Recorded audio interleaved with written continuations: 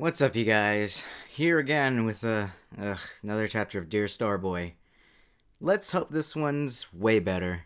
And before I start, of course, that warning: if you adore Dear Starboy and are offended of any comments that I might make about it, then click out of the video now. Thanks. Here we go. Dear Tom, reasons 4 and 6. 4. The dimples in your cheeks that curve when you smirk after you make a terrible pun. Oh god, I hate puns so much. 5. Your terrible puns you crack at the worst times. Never take life seriously. Me too. 6. Your vintage rock fashion sense. Nobody can ride a flannel on their hips like you. Ever admiringly, SB. Okay. Everything seems decently fine so far. Tom formed his lips into a small O. This time the paper was peached and the envelope was magenta. The writing was still cursive and the eyes were dotted with hearts. Ooh, Tord is really feminine in this. That's not a bad thing. But it's the fact that it's Tord. Tom was clueless and couldn't help but wind himself deeper into the spiderweb of questions. He sat on the cliff with Tord, legs dangling freely off the silvery rock edge, small splashes of water landing on the patented surface of his scuffed combat boots. The basin of water forming at the base of the waterfall reflected a distorted copy of the round, shimmering moon and all the stars in sight. Tord was wearing floral jeans and a white tank top underneath a pale lemon yellow cardigan. He was tangling his fingers in Tom's headphones cord, whistling to the tune of an old dated song. Wow, it took me a while. I thought that said whilst, not whistling. Leave me alone. So should I change your nickname to Loverboy now? Okay. Tom felt warmth prickle at his cheeks as he folded his arms and turned his back on Tord. Why do you make fun of everything? Because I don't take life seriously. It's not like I'm getting out alive. Oh my god, fucking same. Tom sank back, pulling his legs up to his chest, and staggered unsteadily to his feet. Tom mimicked the action and rose from his spot. Once off the cliff, Tom leaned himself. I forgot to mute Discord. Thanks! It's my best friend. Where the fuck was I? Shit! Tom sank back, pulling his legs up to his chest and staggering unsteadily to his feet. Tord mimicked the action and rose from his spot. Once off the cliff, Tom leaned himself up against the rocks as Tord outstretched his arms. Teetering along the edge of the waterfall pool, Tom scoffed for having an extensive knowledge of almost everything. Tord was still such a child. His tongue was poking out of his mouth in concentration. He was now a couple steps away from Tom. Well, like, everybody kind of, not everybody, but like, a majority of people actually stick their tongue out while they're kind of concentrating. Or is that just me? Huh. Anyway, Tom noted the look of concentration on his neighbor's face and couldn't stop himself. He made a small circle with his fingers and brought it to his lips. He pressed his tongue to the roof of his mouth and blew hard. Wait, the fuck are you... What? I don't understand what he did, but whatever. Tord snapped out of his trance and lunged forward out of instinct and utter fear. He gripped the closest thing to him, Tom, and toppled into the freezing water body. That's so cliche. That's a cliche scene, to be honest. Bubbles formed and mercilessly bustled past the two boys, letting them sink deeper into the bath of icy water. Tom's survival instinct kicked in and jump-started his legs into propelling kick motion.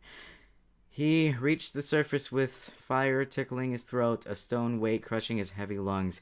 His eyes were blurred and stinging excruciatingly. He was alone in the silent forest.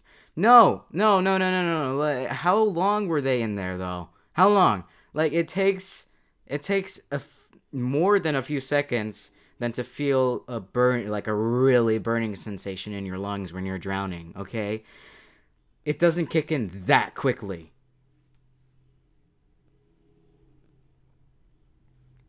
Like, yeah, you're gonna have a real trouble getting your breath back, but it's not going to be like that. Oh, that's so fucking heavy burning sensation, fire in my lungs. No, that happens when water is starting to get into your lungs. Okay, Okay.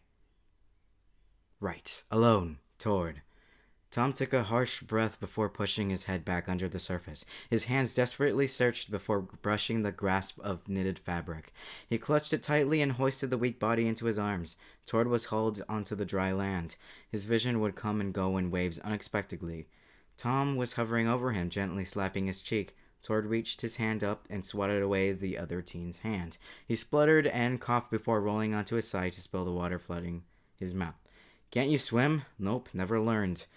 Why didn't you tell me? I never really thought I'd be lucky enough to swim with you. Oh my god. Okay.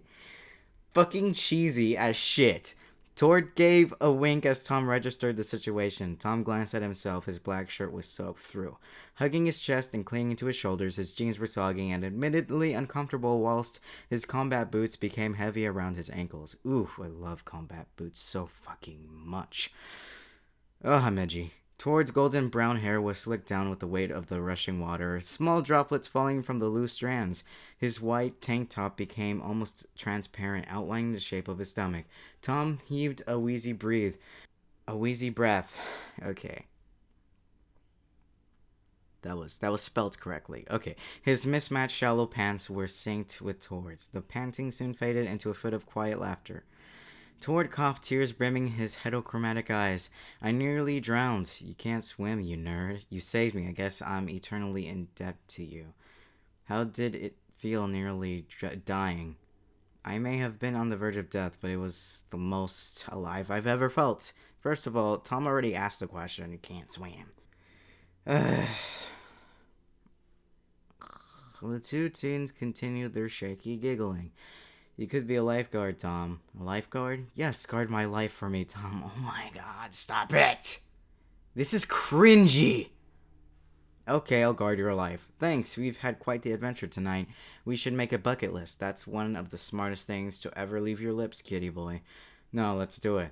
We can write it back home, a bunch of things to do before the end. Let's make a bucket list then. Just like SpongeBob and Patrick. Nice, making a fucking bucket list. Or was it SpongeBob and Squidward? I think it was SpongeBob and fucking Squidward. Yes, it was.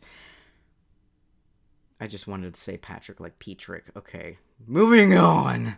Tom hoisted Tord onto his back, who in return hugged him like a baby. Koala. He hummed softly into the gap of Tom's shoulder blades, slowly but surely falling asleep. Okay, this chapter wasn't that bad, but it was still pretty fucking bad for me to suffer along. Through the whole thing. Whatever. Okay. Yeah. Next chapter. Probably not tomorrow. I'll probably just post something else tomorrow. Yeah. Anyway, subscribe if you want. And yeah, dork out.